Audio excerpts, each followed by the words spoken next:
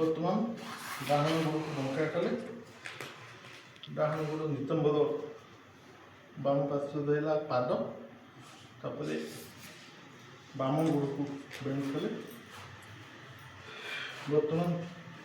डाहाण आंठु ऊपर बाम आंठु देला ये गोटे गाईर मुंड भाया देखा अंटा टू आंठु पर्यंत जो आंठु ऊपर रही आम से हाथ को ऊपर को टेकवा से हाथ को ऊपर को टेक पछपाख बेंड करवा जिते तौक आसपर डाहाण हाथ को पछपाखे ना नहीं दुईटा जोड़ी हुक कर गोमुख आसन गोमुख आसन हाथ खोलना पूर्व स्थिति फेरी आसवा गोड़ को सीधा करवा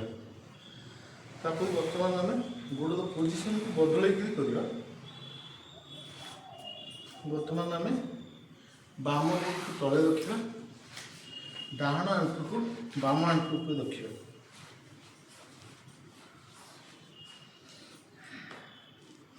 ये पोजिशन में डाहाण हाथ को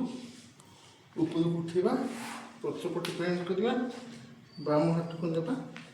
बाम हाथ को लेके हुक कर